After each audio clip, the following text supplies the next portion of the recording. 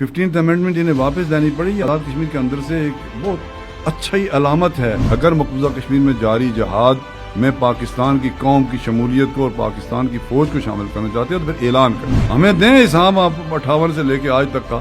ہمیں کون باجوہ ہو یا یہ عمران ہو یا یہ کوئی شہباز ہو, یہ مجاہدوں کی اولاد کو کوئی سبق نہیں پڑھا سکتے اور نہ ہم ان سے کوئی خوف کھانے والے ہیں. آزاد کشمیر کی بدقسمتی اور گلگت بلتستان کی کہ ان الیکشن پہ براہ راست اسلام آباد میں بیٹھے ہوئے حکمرانوں کا اثر ہوتا ہے. جب ملک کے دفاع سے آگے بڑھ کے آپ کوئی اور رول مانگیں گے یا کریں گے تو پھر وہ فوج نہیں رہتی, وہ چند لوگوں کی حوث اقتدار ہے جس کی بھینٹ پاکستان بھی چڑھا ہے, آج بھی چڑھ رہا ہے اور کشمیر بھی چڑھ رہا ہے. جو ہمارا تھا ہدف, ہم اس کے قریب ہوتے اور ترابی صاحب کھڑے رہتے تو شاید ہم وہ سیٹ لے لیتے, لیکن یہ تو اب خواب ہی رہ گیا ہے. کچھ لوگ رہے اور انہوں نے لا کے مری اور پنڈی اور اسلام آباد کی تحریض پہ اپنی قوم کو بٹھا دیا, لیکن ساری کشمیری قوم ایسی نہیں ہے. بجلی کی رائلٹی دی جائے, ہم تو کوئی دینے کی پوزیشن میں, مانگنا تو ہماری سرشت میں ہی نہیں ہے. کشمیر کی تقسیم کا کوئی پلان آگے بڑھ رہا اور جس کا حصہ ہے ہمارے یہاں کے حکمران بھی. اسلام آباد والوں کے راستے میں ہم سد راہ بنیں گے. السلام علیکم ناظرین, میں ہوں مہتاب عزیز اور آپ دیکھ رہے ہیں ڈاٹ ٹی وی. آج کا پروگرام ہمارا تھوڑا سا مختلف ہے. آج ہمارے مہمان ہیں جناب ڈاکٹر خالد محمود صاحب. آپ امیر جماعت اسلامی آزاد کشمیر اور گلگت بلتستان ہیں. آپ کو خوش آمدید کہتے ہیں ڈاکٹر صاحب, آپ تشریف لائے. ڈاکٹر صاحب, سب سے پہلے تو آپ یہ سنائیے کہ آپ کی صحت کیسی ہے, چونکہ آپ کی صحت کے حوالے سے بہت تشویش پائی جاتی تھی کہ آپ کی ہوئی, آپ پھر آپ کی جگہ آپ کے نے ایک قائم مقام امیر بھی بنے, تو اب آپ کیسے ہیں؟ بسم اللہ الرحمن الرحیم. میں آپ سب کا بہت شکر گزار ہوں کہ آپ نے یہ موقع فراہم کیا بات کرنے کا. میری صحت واقعی بہت خراب رہی. 3 بار کورونا ہوا اور مجھے ایک طرح سے اللہ نے نئی زندگی عطا کی, اور اس میں دعائیوں کا بھی اثر ہوگا, لیکن آپ جیسے عزیزوں بھائیوں کی دعاؤں کا اثر ہے. اور عین ذی الحج کی 9 تاریخ کو اللہ نے مجھے نئی طرح کی زندگی بھی عطا کی اور نئے آغاز سفر کا موقع بھی فراہم کیا. اور اس طرح کا بھرپور انٹرویو شاید اس نئے آغاز سفر پہ پہلی بار میں آپ کے یہاں آ رہا ہوں, اور آپ کا پھر بھی شکر گزار ہوں. میرے ساتھ پروفیسر قاسم بن حسن صاحب ہیں, ان کا بھی شکر گزار ہوں. عمیر ہیں, ان کا بھی شکر گزار ہوں. آپ کا نام تو میں سنتا رہا, لیکن آج اسٹوڈیو میں پہلی دفعہ آ کے بہت دل خوش ہوا. آپ لوگ جو خدمت کر رہے ہیں دین کی بھی قوم کی بھی, تو اس کے لیے ہم سارے آپ کے شکر گزار ہیں. ڈاکٹر صاحب بہت شکریہ آپ کا. ڈاکٹر صاحب تھوڑی سی گفتگو ہم شروع کرتے ہیں. آزاد کشمیر کا جو موجودہ ماحول ہے اس میں سیاست جو اس وقت بڑی تیزی کے ساتھ اس کے حالات روز بروز بدلتے ہیں. بلدیاتی الیکشن آئے, پھر اس کی ملتوی ہونے کی ہوئی, اب دوبارہ سے اس میں آپ کا بھی ایک ہم نے کیا, آپ نے ایک کمیٹی بنائی تھی جو سپریم کورٹ میں کرے, تو آج سپریم کورٹ نے فیصلہ دے دیا 3 نومبر کو, 30 نومبر کو جو ہے نا اس سے پہلے انتخابات ہو جانے چاہیے. تو آپ سے جاننا یہ چاہ رہے ہیں کہ آزاد کشمیر جماعت اسلامی کی اسٹریٹجی ہے کیا بلدیاتی انتخابات کے حوالے سے؟ اس حوالے سے میں بیان کر چکا ہوں کہ جماعت اسلامی انشاءاللہ بلدیاتی الیکشن میں بھرپور حصہ لے گی. وہی جو جنرل الیکشن میں ہمارا تھا, اپنا جھنڈا, اپنا منشور, اپنا انتخابی نشان, اور ہم نے بہت مسلسل اس حوالے سے مہم چلائی ہے, بلکہ ایک طرح کی تحریک چلائی ہے میڈیا کے ذریعے بھی, اپنے پروگرامات کے ذریعے بھی, کہ تقریباً 29 سال سے آزاد کشمیر بلدیاتی الیکشن نہیں ہوئے. اسی طرح طلبہ یونین کے الیکشن نہیں ہو رہے. تو ہمارا ہی نہیں بلکہ اس پہ اتفاق ہے ہر سمجھ بوجھ رکھنے والے اور سیاسی ذہن رکھنے والے اور قوم کے مستقبل کے حوالے سے درد رکھنے والے فرد کا, کہ بلدیاتی الیکشن اور طلبہ یونین کے الیکشن یہ نرسری ہے مستقبل کی لیڈرشپ کی تیاری کی. اور دوسرا جو لیجسلیٹو اسمبلیز ہوتی ہیں یا قومی اسمبلی ہے, ہماری لیجسلیٹو اسمبلی کہلاتی ہے مخصوص حالات کے باعث, ان کا کام پالیسیز بنانا ہے. جو تعمیر و ترقی ہے دنیا بھر میں وہ لوکل گورنمنٹس ہی کے ذریعے ہوتی ہے, اور لوگوں کے جو بنیادی مسائل ہیں وہ ڈور سٹیپ پہ اور نچلی سطح پہ لوگوں کے گھروں پہ جا کے, علاقوں میں محلوں میں جا کے تبھی حل ہوں گے کہ الیکٹڈ لوکل گورنمنٹس ہوں جو وہاں لوگوں کے سامنے جواب دہ بھی ہوں. اور ان الیکشن کے نہ کرانے کے پیچھے جو ہماری پولیٹیکل ایلٹ ہے, مجھے افسوس ہے, بہت دکھ ہے اس پہ, جماعت اسلامی کے علاوہ اور قوم کے علاوہ, اس پہ بڑا اچھا لگا مجھے پہلی بار کہ انہیں اپنی ترمیم واپس اس لیے لانا پڑی کہ نیچے سے ان کی اپنی جماعتوں کے اندر سے بڑا ریئیکشن ہوا. اور یہ بڑا پازیٹیو سائن ہے کہ یہ نہیں چاہتے کہ وسائل بھی اور ان کے اختیارات بھی نچلی سطح تک پہنچیں, اور یہ پاور ڈیولیشن اور جو وسائل ہیں یہ ڈیولیٹ ہوں اور نیچے پہنچیں. یہ اس پہ ان کا اتفاق ہے کہ سبھی جو وسائل بھی ہیں اور جو اختیارات بھی ہیں ان پہ یہ جو لوگ اسمبلی میں پہنچ گئے انہی کا اختیار ہے اور یہی اس پہ بیٹھے رہیں. لیکن قوم نے تقریباً اور ان کے اپنی سیاسی کارکنان نے انہیں مجبور کیا ہے کہ بلدیاتی الیکشن کروائیں گے, اور اس پہ میں شکر گزار ہوں سپریم کورٹ کا بھی, انہوں نے جو فیصلہ دیا. تو انشاءاللہ بلدیاتی الیکشن ہوں گے. یہ قوم کا متفقہ مطالبہ. اور اسی طرح میرا مطالبہ ہے تنویر الیاس صاحب سے, اور پہلے فاروق حیدر صاحب نے ایک دفعہ اعلان کیا, عمل نہیں کر سکے, طلبہ یونین کا الیکشن بھی باقاعدگی سے ہونا چاہیے, اس لیے کہ مستقبل کی لیڈرشپ انہی الیکشنز کے نتیجے میں ابھر کر سامنے آئے گی. ابھی خلا ہے, آزمائے ہوئے لوگ میدان میں, اور ہمارا نوجوان جو حقیقی ہمارا پوٹینشیل ہے اس کی تربیت کا سامان تبھی ہوگا. اور دنیا بھر میں یہ اس وقت جو آپ دیکھیں طیب اردغان صاحب عالم اسلام کی امید ہیں, ان کا بھی جو اصل ایکسپوئر ہوا وہ استنبول کے میئر کی حیثیت سے ہوا. تو اسی طرح ہمارے حافظ نعیم الرحمان صاحب ہیں, یہ بہت سارے لوگ دنیا بھر میں جو لیڈرشپ مسلمہ اوپر آئی ہے وہ بلدیاتی الیکشنز ہی کے ذریعے آئی ہے, طلبہ یونینز کے ذریعے آئی ہے. تو ان کا الیکشن نہ کروانا قوم کے مستقبل کے ساتھ کھلواڑ ہے, اور یہ نہیں ہونے دیں گے. بلدیاتی الیکشن ہوں گے انشاءاللہ, اور قوم نئے خون اور نئے جذبوں سے مالا مال ہوگی. جی اچھا خالد صاحب, اگر ہم دیکھیں تو جو جنرل الیکشن تھے آزاد کشمیر کے, اس میں آزاد کشمیر جماعت اسلامی کی جو پوزیشن تھی وہ کوئی بہت سیٹسفیکٹری اسے نہیں کہا جا سکتا. کل ووٹ بھی دیکھیں تو چند ہزار سے زیادہ نہیں تھے. تو اب بلدیاتی الیکشن میں جب آپ جا رہے ہیں تو آپ نے کیا اس کے لیے اسٹریٹجیز اپنی بنائی ہیں کہ اس بار آپ جو ہے کوئی اچھی پرفارمنس دکھا سکے وہاں پہ؟ جنرل الیکشن میں ہمارا ویسے تو جماعت کا پاکستان آزاد کشمیر میں دیکھیں ہمارے ہاں الیکشن جس ماحول میں ہوتے ہیں اس میں جماعت اسلامی جیسی نظریاتی اصولی اور باقردار لوگوں کی جماعت کے لیے سپیس ہی کم رہ جاتا ہے. آزاد کشمیر کی بدقسمتی اور گلگت بلتستان کی کہ ان الیکشن پہ براہ راست اسلام آباد میں بیٹھے ہوئے حکمرانوں کا اثر ہوتا ہے, اخلاقی بھی, عملی بھی, مالی بھی, وسائل کے اعتبار سے بھی. اور یہ غلامانہ سا چلن اللہ جانے 50s میں شروع ہوا, لمبی کہانی ہے اس کی. سردار ابراہیم صاحب کو ہٹا کے علی احمد شاہ صاحب کو بٹھانے کا ایک عمل تھا, تو اس سے ایک انٹرفیئرنس اسلام آباد سے شروع ہوا. وہ انٹرفیئرنس آج بھی جاری ہے, اور وہ براہ راست اثر انداز ہوتا ہے آزاد کشمیر کے ووٹ دینے کے پروسیس بھی, لوگوں کے انداز فکر پہ بھی, اور اس کی زد جماعت اسلامی پہ بھی پڑتی ہے. ایک تو یہ وجہ ہے. دوسرا, الیکشن پروسیس کبھی بھی فیئر ان معنوں میں نہیں ہوتا کہ اگر الیکشن کمیشن طے کرتا ہے کہ جی کسی ایک کنسٹیچوئنسی میں 10 لاکھ روپے خرچ ہوں گے تو لوگ 10 کروڑ لگا دیتے ہیں اور ووٹ خریدے جاتے ہیں, باضابطہ ضمیر خریدے جاتے ہیں. تو جماعت اسلامی نظریاتی طور پہ مستحکم ہونے کے باوجود, گراس روٹ لیول پہ منظم ہونے کے باوجود, اہل دیانتدار ٹیم رکھنے کے باوجود, درخشندہ ماضی رکھنے کے باوجود, ووٹ خریدنے سے اخلاقی طور پہ بھی مجبور ہے, نہیں لے سکتی, اور وسائل بھی نہیں ہوتے.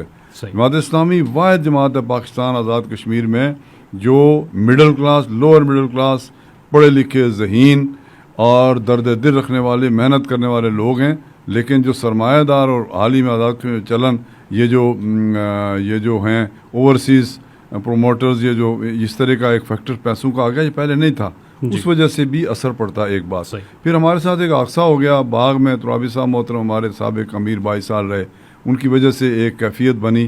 اس کے بھی ظاہرہ یہ کوئی 4 دن پہلے ہو گیا تو ایک سائیکالوجیکل افیکٹ پڑا, ورنہ ہمارا سکور اس سے کئی گنا بہتر ہوتا, اور ہم جو ہمارا تھا ہدف ہم اس کے قریب ہوتے, اور ترابی صاحب کھڑے رہتے تو شاید ہم وہ سیٹ لے لیتے. تو اس کے اثرات پڑے, اور وہ جو کچھ بھی ہوا اس سے ہم خیریت سے نکل کے آ گئے. بلدیاتی الیکشن میں انشاءاللہ ہم جو وہ ایک کیفیت بنی ہے, ووٹوں کا تناسب کم ہوا, ہمیں اسمبلی میں نمائندگی نہیں مل سکی ایک مشکل صورتحال سے, تو بلدیاتی الیکشن میں ہم انشاءاللہ اس ساری کمی کو اور اس ساری کیفیت سے جماعت کو اور اس قوم کو نکالنے کے انشاءاللہ ایک پروسیس پہ اور ایک لائحہ عمل لے کے میدان میں. اچھا ڈاکٹر خالد, جو آپ نے سناریو بیان کیا ہے وہ بات تو بالکل قابل فہم ہے, اس کو سمجھا جا سکتا ہے کہ صورتحال ایسی ہی تھی. لیکن آج بھی اگر ہم دیکھیں تو ہمیں کچھ چیزیں نظر آتی ہیں سوشل میڈیا کی حد تک کہ جماعت کے اندر, مطلب ضلع باغ کی اور خصوصاً وسطی باغ کے حلقے میں دیکھے جائے تو وہاں ایک رفٹ کی سی کیفیت بھی نظر آتی ہے. کچھ اور جماعت کے اندر کے جو مختلف ذمہ داران ہیں ان کے بیانات بھی بھی جو میڈیا کے اندر یا سوشل میڈیا کے اوپر دکھائی دیتے ہیں اس میں بھی ایک کیفیت ایسی ہے. تو اس کیفیت میں جب آپ بلدیاتی الیکشن میں جائیں گے تو پھر کیا صورتحال وہیں کی وہیں کھڑی نہیں رہے گی؟ میرا نہیں خیال. وسطی باغ میں بھی اور باغ میں ہمارا انتخاب ہوا ضلع امیر کا, وہاں ایک نو منتخب امیر ہیں, وہ کام کر رہے ہیں. 2-4 ہمارے عزیز ہیں اور انہوں نے خاص طرح کا ماحول بنا رکھا ہے بدقسمتی سے, لیکن میری بیماری کی وجہ سے بھی تھوڑا سا ضعف آیا ہے. اب میں ٹھیک ہوں. ان ساری چیزوں کو ہم ایڈریس کریں گے. جو سوشل میڈیا پہ کوئی بے احتیاطیاں ہو رہی ہیں یا بے تدبیری ہو رہی ہے یا کچھ لوگوں کا کوئی طفلانہ قسم کا اظہار ہے, اس پہ ہم نے ایک کمیٹی بنا رکھی ہے. ہمارے نور الباری صاحب سینئر ہمارے نائب امیر ہیں, ان کی قیادت میں, اور اس کی سفارشات آنے والی ہیں. اس حوالے سے چند اقدامات بھی زیر عمل ہیں. اس کے بعد میرا نہیں خیال کہ کوئی اس طرح کی کیفیت سسٹین کر سکے گی.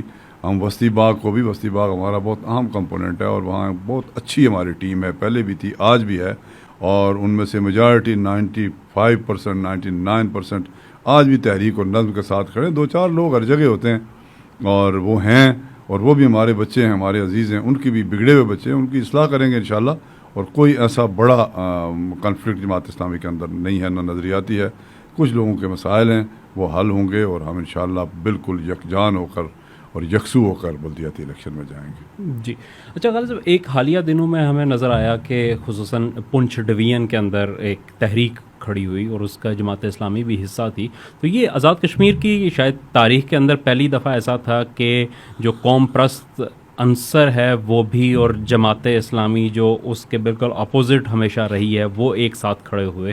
تو کیا اسے کہا جا سکتا ہے کہ کوئی پالیسی شفٹ بھی اب ہمیں دیکھنے کو مل رہا ہے؟ نہیں, بالکل نہیں. پالیسی شفٹ تو سوال ہی پتہ نہیں ہوتا. اصل میں جو اسلام آباد میں بیٹھے ہوئے ہمارے بزرگ جمہور ہیں نا, جو حکمران ہیں, جو بھی ہیں, پنڈی میں ہوں, اسلام آباد میں ہوں, ان کی بے تدبیریوں کے باعث, ناعاقبت اندیشانہ فیصلوں کے باعث ایک خاص طرح کی فضا آزاد کشمیر میں, جی بی میں پیدا ہو رہی ہے, اور مقبوضہ کشمیر میں بھی کوئی اچھا میسیج نہیں جا رہا. 5 اگست سن 2019 کو جو بڑا حادثہ ہو گیا کشمیر کی تاریخ کا, عملاً مقبوضہ کشمیر کے علاقوں کو انڈین ٹیریٹری کا حصہ بنا دیا گیا, اس کی خصوصیت حیثیت ختم ہو گئی, اور جو بھارتی آئین کا جو دفعہ 35A تھی اور 370 تھی, اسے ختم کر دیا گیا.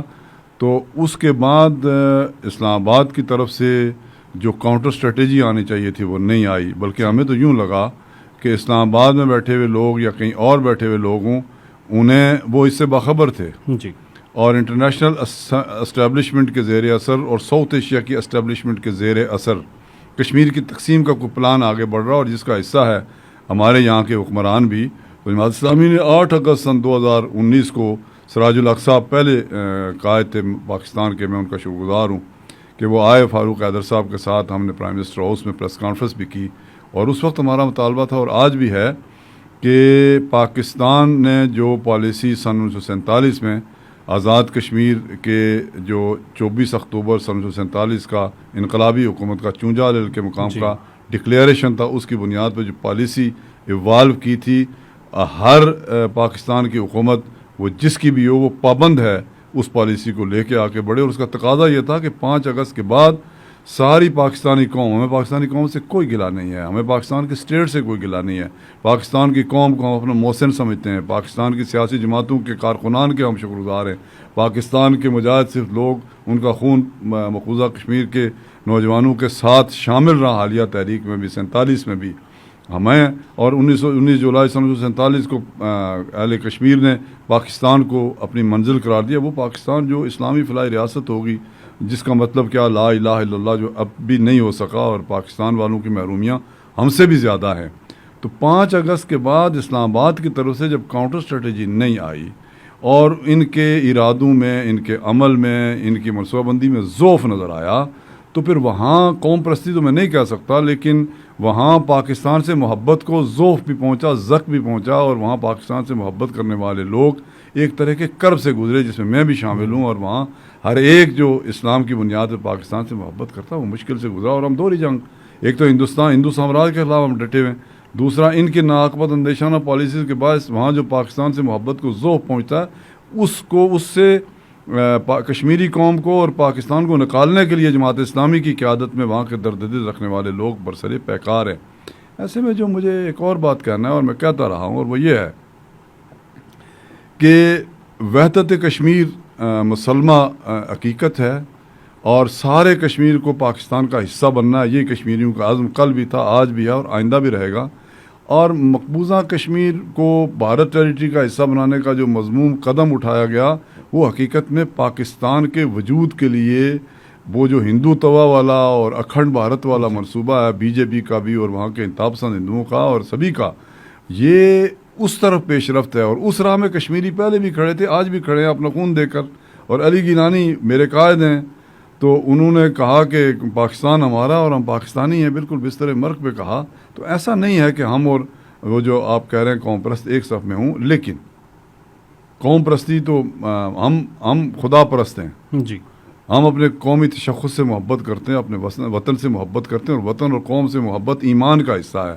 لیکن یہ پرستش نہیں ہے، پرستش تو ہم نے اللہ کی کرنی ہے. صحیح. اور ہم قومیت کی بنیاد نظریے کو اور اسلام کو سمجھتے ہیں. لیکن جب اسلام آباد کی طرف سے آزاد کشمیر اور جی بی کے تشخص کو مجروح کیا جائے گا اور جی بی کو صوبہ بنانے کے لیے کھلواڑ کیا جائے گا اور ترامیم لائی جائیں گی، تو پھر قوم پرست تو پتہ نہیں کیا کریں گے. لیکن جماعت اسلامی کے امیر کی حیثیت سے میں کشمیر کے سارے لوگوں کی نمائندگی کرتے ہوئے اسلام آباد والوں کے راستے میں ہم سد راہ بنیں گے. اور میں نے اسد قیصر صاحب کی موجودگی میں کہا تھا کہ حضرت آپ یہ پاکستان کی جو دیرینہ تحریک آزادی کشمیر کے حوالے سے جو حقیقت میں تحریک پاکستانی کا تسلسل ہے، اس کے ذوف کا باعث بن رہے ہیں. گلگت بلتستان کو صوبہ بنا کے آپ عملاً 5 اگست کے اقدامات کو جواز فراہم کر رہے ہیں. عبوری کی کہانی ہے. عبوری کیا ہوتا ہے؟ جب آپ گلگت بلتستان کو اسٹیٹ کا درجہ دیں آزاد کشمیر کی طرح. یہ جماعت اسلامی کا مطالبہ، اور جماعت اسلامی واحد جماعت ہے آزاد کشمیر کی جو ایک ہی وقت میں آزاد کشمیر اور جی بی کا میں امیر ہوں، اور ایک ہی جماعت ہے. اور وہاں کے مشتاق صاحب نائب امیر ہیں، عبدالسمیع صاحب مرکزی شورا میں ہیں. اور ہم شروع سے وہاں حالیہ الیکشن جو جی بی کے ہوئے میں بیمار تھا، لیکن میں وہاں گیا. وہاں یہ جو عمران صاحب کے ساتھی تھے اور عمران صاحب کی حکومت تھی، ان کی طرف سے آفر تھی، یہ جو لمبے بالوں والے ہیں علی امین گنڈاپور صاحب انڈائریکٹلی، کہ جی اس سیٹ اپ کے ساتھ شامل ہو جائیں. ہم نے کہا جی اس سیٹ اپ کے ساتھ نہیں شامل اس لیے ہوں گے کہ آپ اس لولے لنگڑے سیٹ اپ کو عبوری صوبہ بنانے کے لیے سیڑھی کے طور پہ استعمال کریں گے، اور جماعت اس طرح کے کسی پروسیس کا حصہ نہیں بنے گی. اس کے راستے میں رکاوٹ بنے گی، مشکلات کا سامنا ہوا ہمیں. تو آج بھی میرا یہ مطالبہ، اور میرا یعنی ساری غیرت مند رکھنے والے کشمیریوں کا یہ مطالبہ، اور سیاسی قیادت کا بھی، آزاد کشمیر کی سیاسی قیادت کا یہ مطالبہ تھا اور ہے کہ جی بی کو عبوری صوبہ نہیں، آزاد کشمیر کا طرز کا سیٹ اپ دیں، وہاں وزیر اعظم ہو. اور یعنی ایسا ہے کہ میں پریس کانفرنس میں بھی کر چکا ہوں، جماعت اسلامی کی شورا کی قرارداد میں، آل پارٹیز کانفرنس میں بھی یہ قرارداد ہم نے لائی کہ جی بی اور آزاد کشمیر کو ملا کے ایک سیٹ اپ بنائیں جو سارے جموں و کشمیر لداخ کی نمائندہ حکومت ہو. 2 وزرائے اعظم ہوں، 1 صدر ہو، 2 ہائی کورٹ ہوں، 1 سپریم کورٹ ہو، 2 اسمبلیز ہوں، 2 اسپیکر ہوں، سینٹ کی طرح کی 1 کونسل ہو جس میں برابر نمائندگی ہو، صدر باری باری ہو. اور ان دونوں حکومتوں کو ملا کے ایک نمائندہ حکومت جسے سب سے پہلے حکومت پاکستان تسلیم کرے، پھر OIC سے تسلیم کروائے، پھر یورپی یونین سے تسلیم کروائے، اور انہیں حق کے نمائندگی دے. اور بین الاقوامی طور پر جو پاکستان کے سفارت خانے ہیں ان میں کشمیر ڈیسک قائم کریں، اور کشمیر کے تاریخ جغرافیہ سے واقف لوگ جو کشمیری ہیں وہاں پہ انہیں وہاں بٹھایا جائے، اور آزاد کشمیر کی مسلمہ قیادت کو، جی بی کی حریت قیادت کو بین الاقوامی سطح پر اپنا کیس رکھنے کا موقع دیا جائے. جب متاثرہ فریق اور بنیادی فریق اپنی بات رکھے گا تو بین الاقوامی برادری زیادہ توجہ دے گی، اور بھارت کو کٹرے میں کھڑا کریں. انسانی حقوق کے حوالے سے بھارت کا گناؤنا چہرہ اس قابل ہی نہیں ہے کہ کوئی اسے توجہ دے سکے. تو یہ نہیں ہوا. تو اس کے نتیجے میں پھر یہ جو آپ کہہ رہے ہیں پونچھ والی بات، تو پونچھ کی اپنی تاریخ، تعصب کی بات نہیں کر رہا. 47 کا ہنگامہ بھی پونچھ سے شروع ہوا تھا. وہ جو 15 اگست ہے جسے یہ توجہ نہیں دیتے حکمران، 15 اگست عام ترین دن ہے جب راولا کوٹ میں سیاسی ٹیکری پہلے تھی، اب دارالجہاد ہے، وہاں سے اعلان بغاوت ہوا، اور وہ سارے کشمیر کی طرف سے تھا، نمائندگی تھی ہر جگہ سے آزاد کشمیر پہ مشتمل جو بھی علاقے ہیں ان سب کی نمائندگی تھی. 14 اگست پاکستان بنا، 15 اگست کو اعلان بغاوت ہوا، 24 اکتوبر کو 5,500 مربع میل علاقہ آزاد ہو کے ایک بیس کیمپ کی انقلابی حکومت بن گئی. اور بارہمولہ میں ہمارے مجاہدین بیٹھے ہوئے تھے، وہاں جو قبائلی علاقہ آزاد سے آئے، لیکن ہمارے لوگ لیڈ کر رہے تھے، وہ ہمارے ساتھی تھے. یہ جو کہا جاتا ہے کہ پٹھانوں نے آزاد کروائی، میں اسی کی تردید کرتا ہوں. آزاد کشمیر کے لوگوں نے خود حاصل کی، پٹھان بھائیوں نے ہمیں اسسٹ کیا، اس کے لیے ہم ان کے شکر گزار ہیں. اور اسی طرح راجوری فتح ہو چکا تھا, پونچھ کی دہلیز پہ لوگ موجود تھے.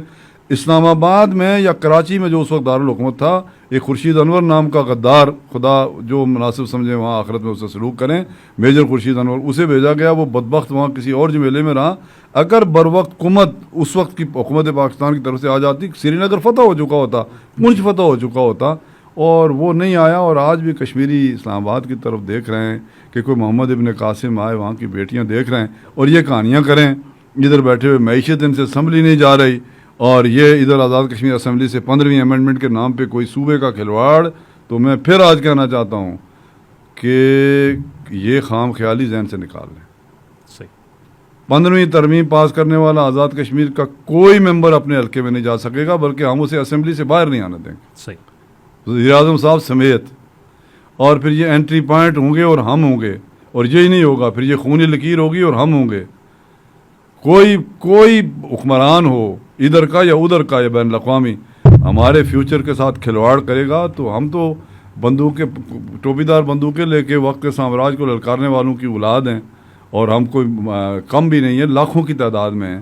ہمارا ڈائسپورا موجود ہے, ہم باوسائل قوم ہیں. ہماری ہتھکڑیاں کھول دیں تو ہم خود ہی بھارت کے ساتھ نپٹ لیں گے انشاءاللہ. اپنے کسی معاشی ذوف سے فائدہ اٹھا کر کوئی بین الاقوامی سامراج پاکستان کو بھوٹان کی طرح کی کوئی بھارت کی طفیلی ریاست بنانا چاہتا ہے تو اس کے آگے کھڑے ہونے کے بجائے کشمیری کھڑے ہیں نہاتے. تو آپ کیوں ذوف دکھا رہے ہیں؟ آپ تگڑے ہوں. 15ویں امینڈمنٹ کے نام سے, یہ تو ویسے بھی یہ بلدیاتی الیکشن والی ترمیم نہیں سنبھال سکے تو اگلی کیسے لیں گے, سوال ہی پیدا نہیں ہوتا. انشاءاللہ آپ بالکل مطمئن رہیں, ہم اسمبلی میں نہیں ہیں لیکن اسمبلی کے باہر اسمبلی والوں سے زیادہ طاقتور ہیں. جی الحمدللہ. ڈاکٹر صاحب آپ نے بہت اہم نقطہ اٹھایا ہے کہ پاکستان میں جو ڈیسک ہیں فارن, اس میں ڈیسک قائم کیے جائیں سفارت خانوں میں, اور اس میں کشمیری لوگوں کو نمائندگی دی جائے. تو 1974 کا ایکٹ جو ہے اس میں تو جو اس کی آٹوکریسی ہے, ایڈوکریسی جو ہے مسئلہ کشمیر کی, اس کا ذمہ دار پاکستان کو بنا دیا گیا. اور اس کے بعد سے وکالت جو ہے وہ اگر وکیل کامیاب نہیں ہو رہا تو کیا وجہ ہے کہ کبھی نہ جماعت اسلامی نے یا آزاد کشمیر کی کسی سیاسی قیادت نے کبھی یہ نہیں کہا کہ ہمیں اپنی وکالت خود کرنی چاہیے, یا اس کے جو ہے نا ہمیں اپنا وکیل تبدیل کر لینا چاہیے؟ نہیں, دیکھیں بات یہ ہے کہ وکالت کا اختیار تو پاکستان کو اس لیے دیا گیا کہ اس تنازع کشمیر کے یا تحریک پاکستان کے 3 عام فریق ہیں, بھارت, پاکستان اور کشمیری بنیادی فریق ہیں. اور پاکستان ہمارا بڑا بھائی ہے اور ہم نے پاکستان کو اپنے منزل قرار دیا. اور جب تک کشمیر آزاد ہوتا تو ہم نے برضا و رغبت فارن افیئرز اور یہ جو کرنسی ہے یہ اور رس و رسائل کو برضا و رغبت حکومت پاکستان کے حوالے کر رکھا ہے. لیکن اس کا یہ مطلب ہرگز نہیں ہے, اور جماعت اسلامی کے میں امیر کی حیثیت سے مسلسل یہ مطالبہ کر رہا ہوں, اور میں ہی نہیں کر رہا, سراج الحق صاحب نے آن ریکارڈ بارہا یہ بات کہی ہے کہ حقیقی نمائندگی کرنے کا اختیار کشمیریوں کو منتقل کیا جائے اور وہ نمائندگی کریں. اور وکیل صاحب جو ہیں انہیں اگر اپنے گھر ہی کا معاملات درست نہیں ہو رہے اور انہیں کوئی امریکہ کا پریشر ہے, انہیں کوئی معاشی دباؤ ہے, تو ہمیں تو اس طرح کا کوئی پریشر نہیں ہے. ہمیں موقع دیں, ہم آگے بڑھیں گے, ہمیں تسلیم کر لیں. ہم نہ صرف کشمیریوں کا کیس لڑیں گے بلکہ بھارت کے مقابلے میں پاکستان کے کیس کو بھی, اس لیے کہ انسانی حقوق کے حوالے سے اسرائیل اور بھارت کو بین الاقوامی جو ہیومن رائٹس کا ادارہ جنیوا میں ہوتا ہے, آپریٹ کرتا ہے, انہوں نے 2 بار 18 میں 19 میں 32 ممالک قرار دیا. اور ہماری وزارت خارجہ, اور 5 اگست کے بعد مہتاب صاحب جی دلچسپ بات ہے, بھارت کے وزیر خارجہ نے 60 ممالک کا ایک منگامی قسم کا ایک آفینسو جو تھا ان کا وہ دورہ کیا, اور انہوں نے سمجھ لیں کہ ڈپلومیٹک آفینسو کا مظاہرہ کیا اپنے گھناؤنے اس فعل کو بین الاقوامی برادری سے منوانے کے لیے. اور ہمارے شاہ محمود قریشی صاحب 1 یا 2 ممالک میں گئے, اور وہ بھی پاکستان کے حوالے سے کسی دورے پہ تھے, اور ضمن انہوں نے کشمیر کی بات کر لی. تو ایسے نائل ٹبر کے ہاتھوں کشمیری کیسے مطمئن ہوں گے؟ ہمارا ڈائسپورا ہے وہاں, اور یہ جو باہر جا کے کہانیاں کرتے ہیں ان کو بھی فیسیلیٹیٹ ہم کرتے ہیں. تحریک کشمیر برطانیہ, تحریک کشمیر یورپ, یہ جماعت اسلامی کے وہاں کمپوننٹ ہے. اور ہم 15 لاکھ ہیں بیرون ملک میں, برطانیہ میں, یورپ میں, امریکہ میں بہت ساری کانسٹیچوئنسیز ایسی ہیں جہاں کشمیریوں کے ووٹ فیصلہ کن ہیں. کانگریس مین, ممبرز آف پارلیمنٹ, وہ جو پارلیمانی کمیٹیز میں کشمیریوں سے ہمدردی, اس میں وزارت خارجہ پاکستان کا دخل نہیں ہے. ہمارا ڈائسپورا جو وہاں پہ ہے, اور پھر 15 لاکھ لوگ فارن ایکسچینج بھیج رہے ہیں 58 سے لے کر. یہ جو ہمیں تانے کہانیاں دی جاتی ہیں کہ جی آپ ہمارے باج گزار ہو اور آپ ہمارے اللہ جانے او نہیں کھاتے ناراض پاکستان نہ کا ہے۔ ہوں، یہ اللہ جانے ادھر سے ہیں میرے عزیز. بات یہ ہے کہ کشمیر اور یہ جو پونچھ خطہ ہے یہ اپنے وسائل کے اعتبار سے 47 میں بھی خود کفیل تھا. معیشت ہمارا کبھی مسئلہ نہیں رہا. ہمیں سیب ایکسپورٹ کرنے دیے جائیں، ہمیں بجلی کی رائلٹی دی جائے، ہم تو کوئی دینے کی پوزیشن میں ہے، مانگنا تو ہماری سرشت میں ہی نہیں ہے. یہ جو حکمران ٹولہ ہے یہ کشمیریوں کی نمائندگی نہیں ہے. یہ اقتدار کی بھیک مانگنے جاتے ہیں وہاں، اور اوٹر مانگنے جاتے ہیں اور جھنڈیاں مانگنے وہاں جاتے ہیں. کشمیری خوددار لوگ ہیں. ہمیں 15 لاکھ لوگوں کا 58 سے لے کے آج تک کا اسٹیٹ بینک حساب دے. میں آپ کی وزارت سے سوال کرتا ہوں، پاکستان کے وزارت خزانہ سے بھی اور اپنی قیادت سے بھی، کہ جموں و کشمیر بینک شیڈولڈ بینک کیوں نہیں ہے جس میں فارن ایکسچینج آئے؟ صحیح. سازش ہے نا. جی. ہمیں دیں حساب آپ 58 سے لے کے آج تک کا. ہمیں بجلی کے جو واٹر یوزز چارجز ہیں صوبہ سرحد کے برابر دیں. ہمیں بجلی کی رائلٹی صوبہ سرحد کے برابر دیں. سی پیک کی ہم حمایت کرتے ہیں، لیکن سی پیک کشمیریوں کے دل کے اوپر سے جی بی سے گزر کے آ رہا ہے. اور دیامر بھاشا ڈیم گلگت میں بن رہا ہے، بھاشا خاص خواہ شامل کر لیا گیا، دیامر میں بن رہا ہے وہ. تو جی بی والوں کی محرومیاں وہ ان کے گلے میں ڈال کے آپ صوبے کا توق انہیں ڈال رہے ہیں. وہاں کی نئی نسل کو ان منصوبوں کی جو رائلٹی بنتی ہے، ان کے جو رائٹس بنتے ہیں، ان کی بنیاد پہ جو انہیں ملازمتیں ملنی چاہیے وہ دیں. ہمارا فارن ایکسچینج سارا ہمارے حوالے کریں 58 سے حساب کر کے، تو آپ کا یہ جو فارن ایکسچینج کمپاؤنڈرائز کو ہم پورا کریں گے. جی. ہم سے آپ کیا مانگ رہے ہیں؟ ہم تو بلا تنخواہ بھارت کے مضمون وزان کے مقابلے میں اپنے مقدس بچوں کے خون کی دیوار لیے کھڑے ہیں. ہمیں کون باجوہ ہو یا یہ عمران ہو یا یہ کوئی شہباز ہو، یہ مجاہدوں کی اولاد کو کوئی سبق نہیں پڑھا سکتے، اور نہ ہم ان سے کوئی خوف کھانے والے ہیں. یہ کبھی یہ سمجھے کہ کوئی ادھر نہ سوال پیدا نہیں ہوتا. محبت اپنی جگہ ہے، احترام اپنی جگہ ہے، لیکن عزت پہ حرف جو لائے گا اس کے سامنے ہم کھڑے ہوں گے. اور ہم 47 کی تاریخ ادھر تو ہتھیار اٹھا کے دہرائی، ادھر پرامن طور پہ انہیں سبق سکھائیں گے. یہ نہیں ہو سکتا کہ کھلواڑ ہو ہمارے بچوں کے مستقبل کے ساتھ. اور پھر یاد رکھیں، میں ایک بات اور کہتا ہوں، پاکستان کی معیشت نہیں سنبھل رہی، اور بھی بہت سارے فیکٹرز ہوں گے ان کی نالائکیاں ہیں، لیکن مشرقی پاکستان کے شہداء کے ساتھ بے وفائی، مقبوضہ کشمیر کے شہداء کے ساتھ بے وفائی، افغانوں کے ساتھ بے وفائی، شہداء کے خون کے ساتھ بے وفائی کے نتاج بے برکتی ہے. اور آپ کبھی ٹھیک نہیں ہو سکتے. میں کہہ رہا ہوں، ذمہ دار فرد کی حیثیت سے کہتا ہوں، ان بے وفائیوں کے نتیجے میں آپ نے امت مسلمہ کے امیدوں کا مرکز پاکستان کا بیڑا غرق کر دیا. تو ہم نہیں ان سے نہیں خوفزدہ. ان سے کیا خوفزدہ ہوں گے؟ ہم کشمیر پورا آزاد کروائیں گے، پاکستان کے استحکام کا عنوان بنے گے. درمیان میں کسی نے کھلواڑ کی، مظفر آباد والے نے یا ادھر نے، تو وہ ہمیں درمیان میں نے تنویر الیاس صاحب سے کہا تھا، وہ میرے بھائی ہیں، میرا بڑا احترام ہے، پڑوسی ہیں، میرے لیے آنر بھی ہیں. اختلاف اپنی جگہ ہے اور کہانیاں بہت ساری ہیں، لیکن جب انہیں اللہ نے عزت دے دی میں بھی کرتا ہوں. میں نے انہیں کہا تھا کہ تنویر صاحب 15ویں امینڈمنٹ منظور ہو گئی تو اسمبلی سے باہر آئیں گے تو آگے میں کھڑا ہوں گا اور میں دیکھوں گا کہ آپ کیسے آگے بڑھیں. صحیح. تو یہ نہیں کریں گے، یہ سب کے لیے میسیج ہے انشاءاللہ. جی. اچھا ڈاکٹر صاحب، تھوڑا سا پیچھے ہم چلتے ہیں کہ 1947 میں جب پاکستان اور ہندوستان الگ ہوئے تو اس کے بعد جو پہلی جنگ 1948 میں شروع ہوئی، جس کا آپ نے ریفرنس بھی دیا کہ قبائلی جو ہے وہاں سے آئے اور انہوں نے شروع کیا، آزاد کشمیر کی ایک جد و جہد تھی. لیکن اس کے بعد وہاں پہ ایک موقف ہمیں مولانا سید ابو الاعلیٰ مودودی کا نظر آیا کہ جب ان سے کہا گیا یہ کہ آپ کشمیر جہاد کے اندر جو ہے پارٹیسپیٹ کریں، تو انہوں نے بڑا کلیئر کٹ کہا کہ اعلان جہاد سب سے پہلے کیا جائے، اس کے بعد باقاعدہ جو فوج ہے وہ لڑے اور پھر اس کے پیچھے لوگ جو ہے کریں گے. تو آپ نے بہت سارا ریفرنس دیا کہ پاکستانی خون اور آزاد کشمیر کے لوگوں نے خون بہایا وہاں ان کے ہیں. لیکن میں یہ پوچھنا چاہ رہا ہوں آپ سے، سوال میرا یہ ہے کہ کیا جب آزاد کشمیر جماعت اسلامی اور پاکستان جماعت اسلامی نے یہ فیصلہ کیا تھا کہ اس نے مقبوضہ کشمیر کے جہاد میں شامل ہونا ہے، تو کیا پھر مولانا مودودی کے مقابلے میں کوئی اجتہاد ہوا تھا، کوئی پالیسی بنی تھی اس کی، یا یہ ایک بھیڑ چال میں ہو گیا؟ نہیں، ہمارے اس اعلان کے پیچھے پاکستان کی اسٹیٹ کے آرگنز کسی نہ کسی درجے میں، یعنی ان کی سمجھ لیں کہ حمایت میسر تھی، اور وہ حمایت رہنی چاہیے، اور وہ ہمارا حق ہے. پہلی بات یہ مولانا مودودی رحمۃ اللہ علیہ کے حوالے سے میں ایک بات کلیئر کرنا چاہتا ہوں. کچھ بہت سارے لوگ سنیں، مولانا نے بڑی کلیئر بات کی تھی، اور مولانا کے لیول پہ کا آدمی انہیں یہی بات کرنی چاہیے تھی. اور ہمیں کشمیریوں کی ایسے دیکھیں، مولانا ریکارڈ میں ہے کہ پٹھان کوٹ کی حفاظت کے لیے اگر میرے پاس اسلحہ ہو تو میں پٹھان کوٹ کی حفاظت کے لیے خود جا کے لڑوں ایک جتھا لے کر، جس پٹھان کوٹ کو ریڈ کلیف نے بھارت میں شامل کر کے تو وہ جو زمینی رابطہ فراہم کیا تھا ہندوستان کا، اس کے حوالے سے مولانا نے جو بات کہی وہ بڑی سیدھی سی. انہوں نے کہا کہ حکومت پاکستان اگر مقبوضہ کشمیر میں جاری جہاد میں پاکستان کی قوم کی شمولیت کو اور پاکستان کی فوج کو شامل کرنا چاہتے ہیں تو پھر اعلان کرے. جی. اس لیے کہ ہندوستان کی حکومت کے ساتھ پاکستان کی حکومت کا باحثیت اسٹیٹ ایک معاہدہ ہے، اور اس معاہدے کی اعلاناً اس سے اعلان برات کیا جائے تو پھر ساری پاکستانی قوم پاکستان کی فوج کی قیادت میں کشمیر کو آزاد کروانے آگے بڑھے، ہم بھی اس میں شامل ہوں گے. یہ ان کا اصولی موقف تھا اور یہ ہونا چاہیے. لیکن آزاد کشمیر اس کا کے لوگوں پہ اس کا اطلاق نہیں ہوتا، صحیح، اور مقبوضہ کشمیر کے لوگوں پہ اس کا اطلاق نہیں ہوتا، بلکہ ہیومن رائٹس کا جو چارٹر ہے اور اقوام متحدہ کا جو چارٹر ہے وہ آکوپائڈ ایریاز کے لوگوں کو تو جہاد کی اجازت دیتا ہے، ریزسٹنس قتال کی اجازت دیتا ہے. اور پاکستان ہمارا پشتیبان تھا اور رہا. انفرادی طور پہ کچھ لوگ اور قبائل، چونکہ ان پہ قبائل جو تھے ہمارے 47 میں قبائل پہ پاکستان کے قوانین لاگو نہیں ہوئے، تو ابھی ریسنٹلی ان کو پاکستان کی اسٹیٹ کا حصہ قرار دیا گیا اور پاکستان کے آئین کا دائرہ کار وہاں تک بڑھایا گیا.